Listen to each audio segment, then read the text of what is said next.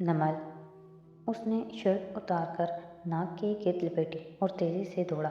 लकड़ी के जलते शहतीर फलंगे शोलों के ऊपर से गुजरता वो धुएं से भरे कमरे में दौड़ता गया। लोग किचन से काफ़ी दूर कोने में जमा थे, एक दूसरे को परे हटा रहे थे, दुआएं पढ़ रहे थे। वो तेज़ी से खिड़कियों की तरफ लपका। शर्ट कहीं गिर गई थी। नाक में फिर से धुआं अंदर जाने लगा था, मगर उसको परवाह नहीं थी। वो फ्रेम के किनारे टटोलने लगा। हुक यहीं कहीं थी, यहीं कहीं।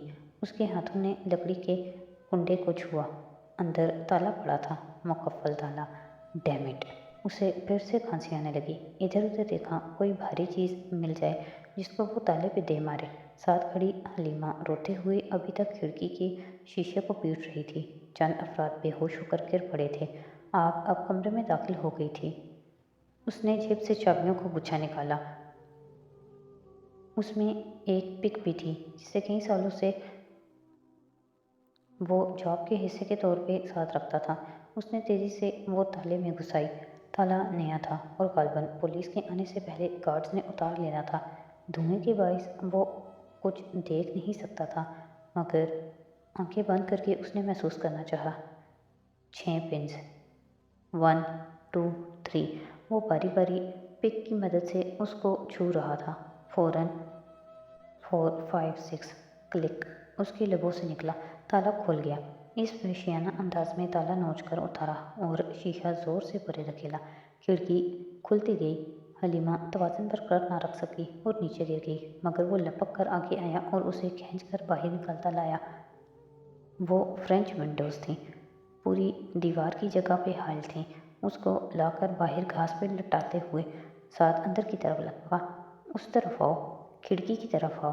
अब वो चिल्ला चिल्ला कर धुएं में फंसे लोगों को कह रहा था।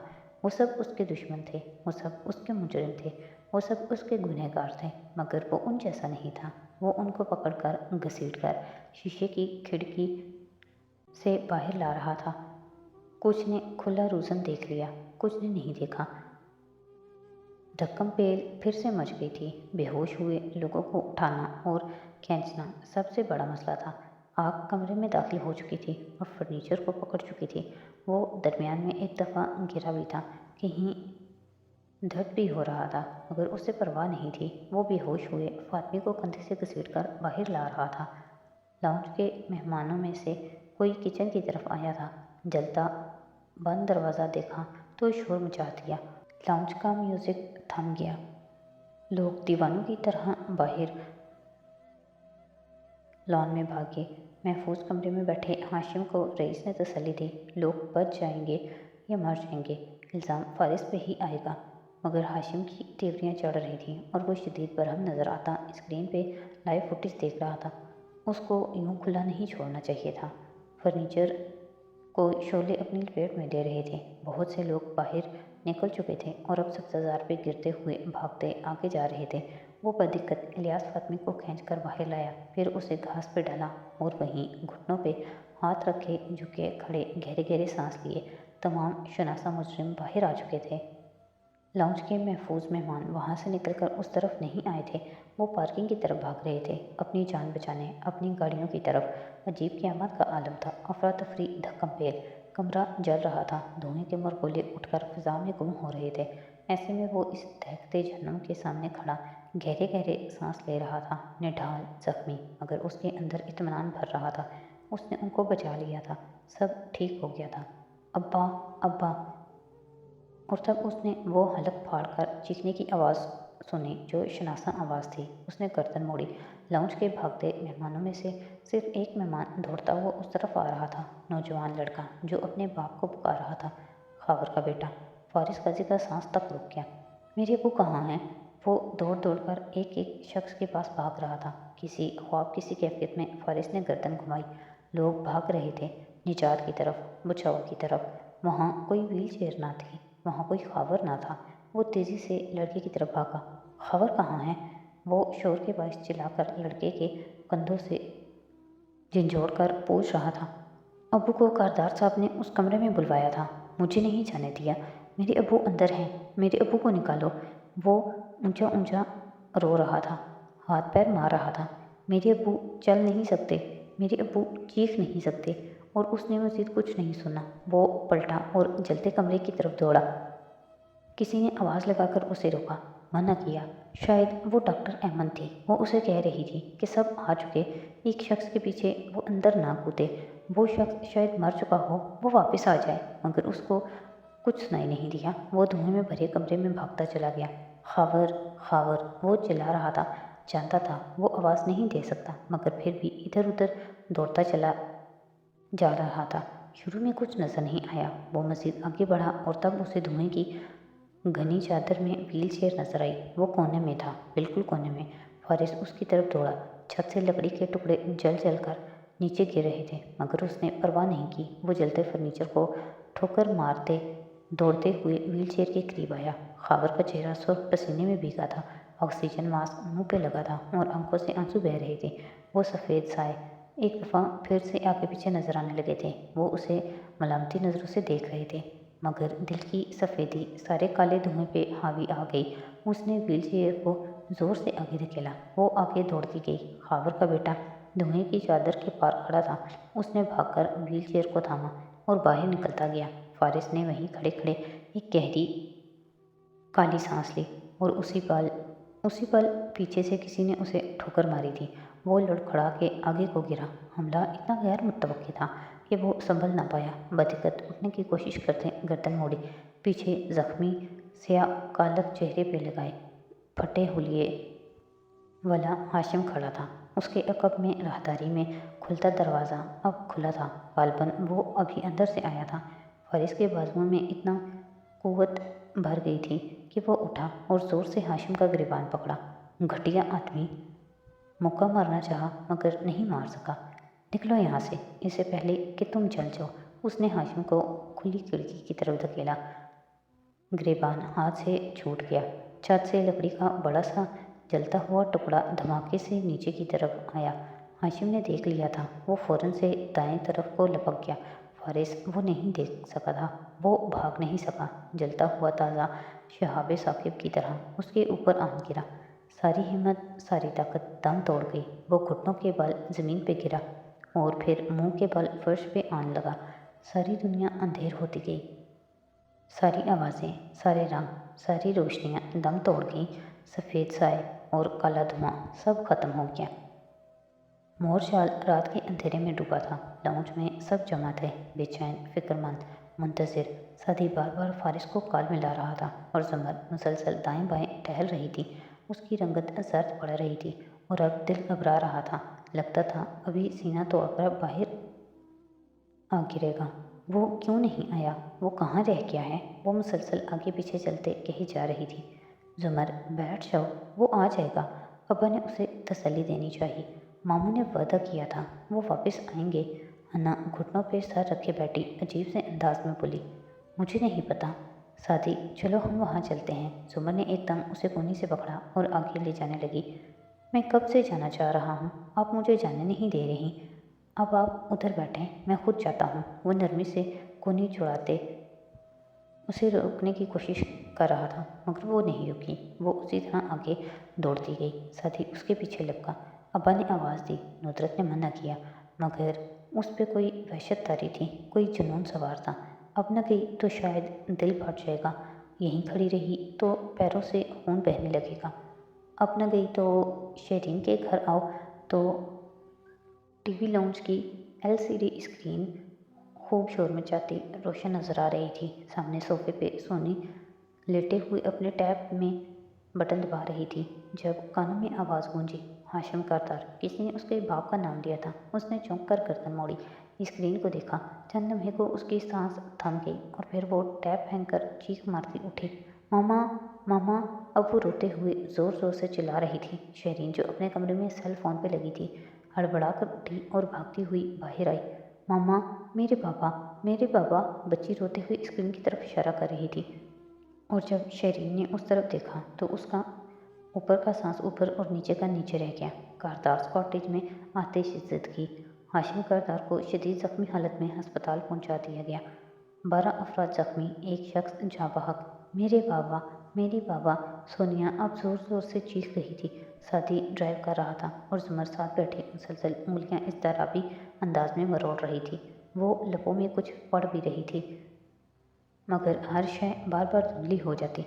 फिर मंजर साफ होता, फिर काले धुएं जैसी धुंध छा जाती।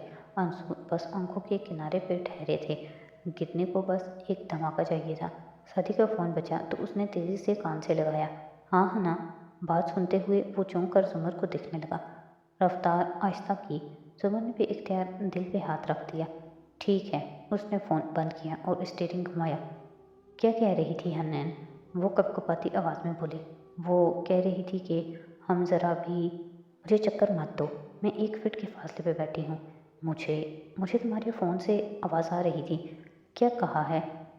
क्या दिखा रहे हैं न्यूज़ में? कहाँ लगी है आग? आंसू टूट टूट कर चेहरे पे गिरने लगे। कुछ नहीं पता जुमर, आग लगी है और ज़ख्मियों को करीबी अस्पताल में शिफ्ट किया गया है। मैं एसीपी साहब को कॉल करता हूँ, अस्पताल का पूछता हूँ। वो परेशानी से हवास पाख्ता नंबर मिलाने लगा।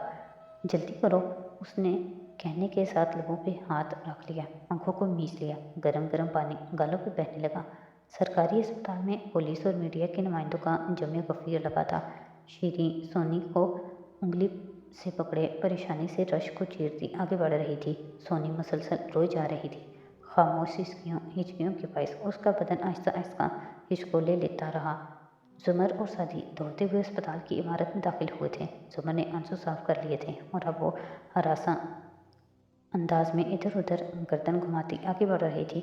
इस यूनिट में अजीब अफरा तफरी का आलम था। रिपोर्टर्स, कैमरे, पुलिस, रश ही रश। जाने सादी ने किसको रोककर कुछ पूछा था। उसने निस्वानी आवाज़ को कहते सुना, आप इधर आए।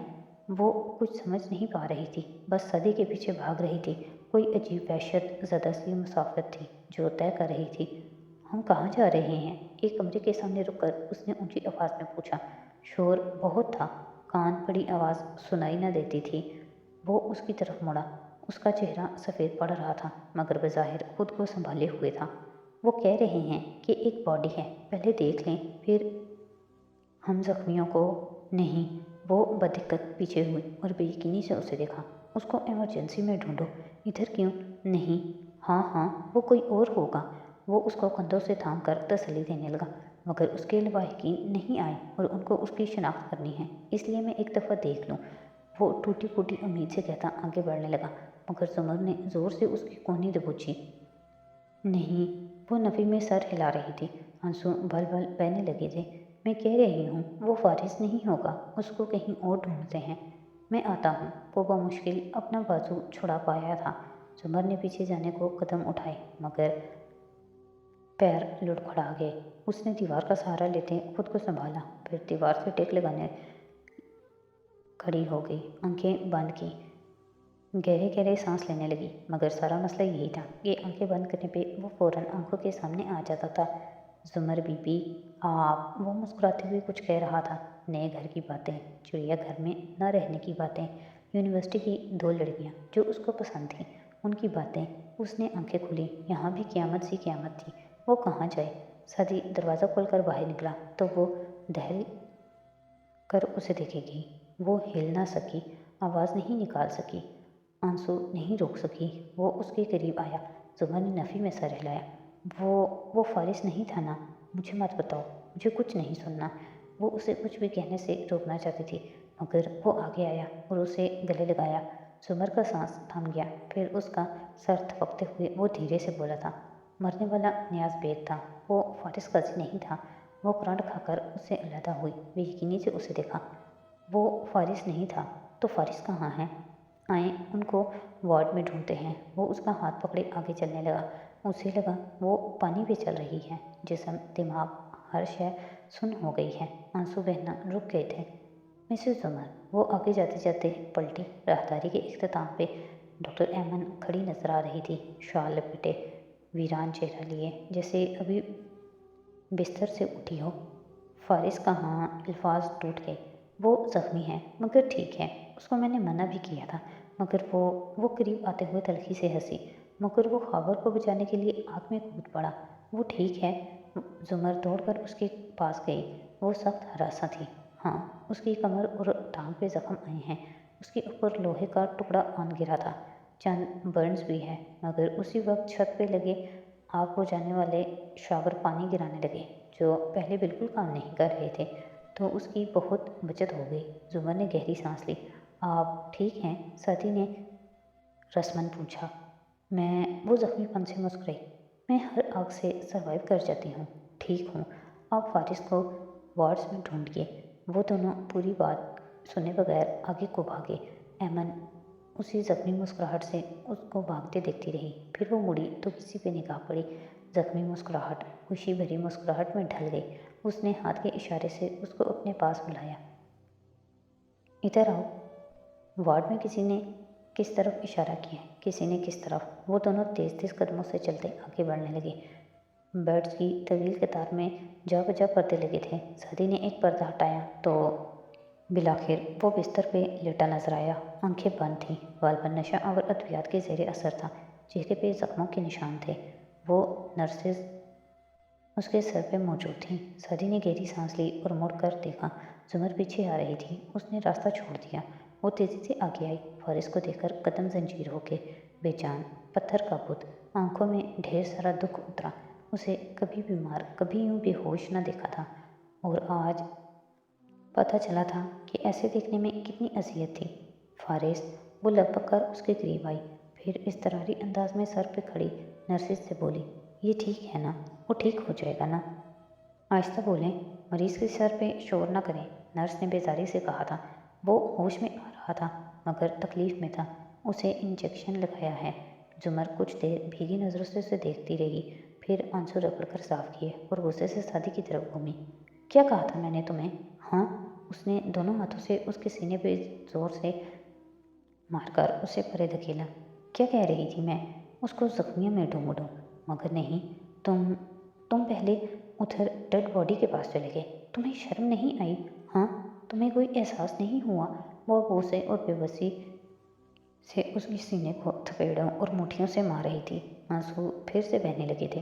اچھا، اب تو ٹھیک ہے نا؟ وہ اپنا بچاؤ کرتے ہوئے اسے بہلانے والے انداز میں بولا۔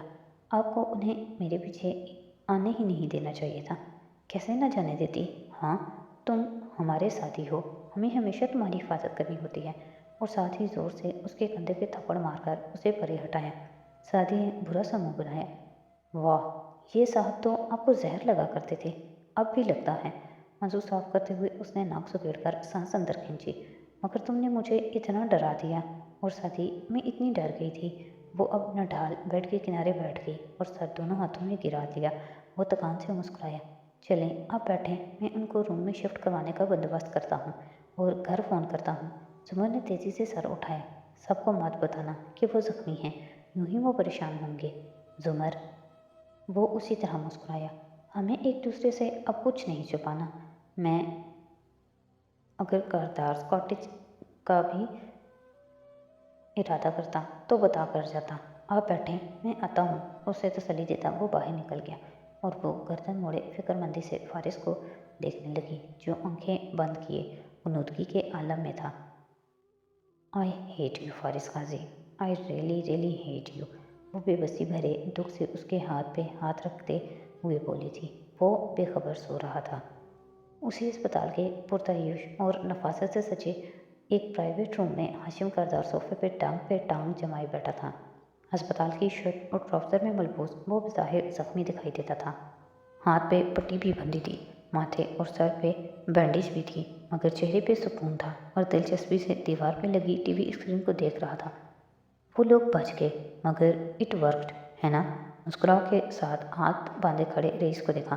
جی سر، مگر انہوں نے آپ کو کمرے سے باہر جاتے دیکھا تھا۔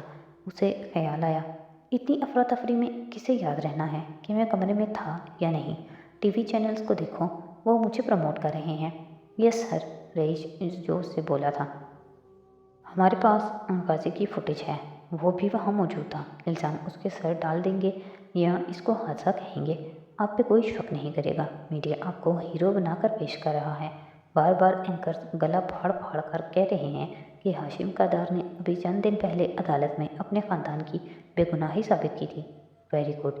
وہ محفوظ ہو کر اسکرین کو دیکھ رہا تھا۔ ہم ہر کرائسس سے نکل آئے۔ رک کر ٹھسی کی۔ میں ہر کرائسس سے نکل آیا۔ کوئی میرا کچھ نہیں بگاڑ سکا، نہ عدالت، نہ قانون، نہ میری ماں۔ میں نے ہر شے کو سروائیو کر لیا۔ मैं रईस सबसे बड़ा सर्वाइवर हूँ। फैसले की घड़ी आ पहुँची थी, मगर मैं अपने कदमों पे खड़ा हूँ, वो गर्दन कड़ा कर कह रहा था।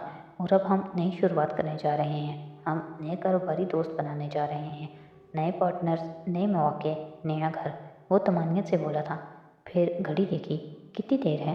बस सर, मीडिया को आपका इंतज़ार करवा रहा हूँ। घंटे भर बाद आप बाहर निकलेंगे और मीडिया के सामने अलल ऐलान कहेंगे कि ये सब फारिस गाजी ने अदालती शिकस्त के बदला लेने के लिए किया है और फिलहाल अवाम आपसे हमदर्दी में है।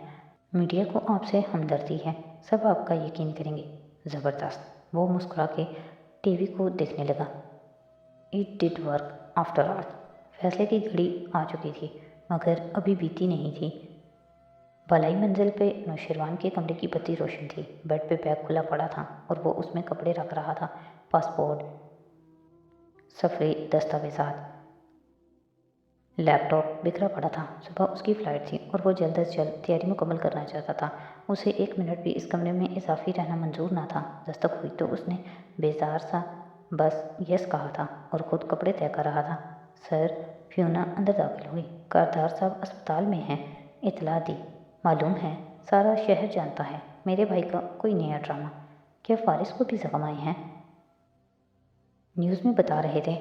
मुझे इनमें दिलचस्पी नहीं है। उसने बेजारी से बैग का ढक्कन दे मारने वाले अंदाज में बंद किया। आप कहाँ जा रहे हैं? वो हैरान हुई। मुझे अमेरिका में नौकरी मिल गई है। अब ज़्यादा सवाल ना करो और जाओ यहाँ से। उसने हाथ जलाकर उसे इशारा किया। वो फ़ौरन सर झुकाकर बाहर निकल गई। अब वो झुककर सफरी दस्तावेजात उठाकर दस्ती बैग में डाल रहा था। आखिर में चौंका। बैग के अंदर उसका एक पिस्तौल रखा था। ये वो नहीं था जिससे उसने सादी को मारा था। ये उसकी कलेक्शन में से एक था और चंद लम्हे उसे दिखता रहा। फिर उसे निकाला और साइड टेबल के दराज में डालकर मुकफ़ल कर दिया। फिर हाथ साफ़ किए, जैसे बहुत सा अनदेखा माया साफ़ किया हो। नई ज़िंदगी में उसकी जगह नहीं थी, हरगिज़ नहीं।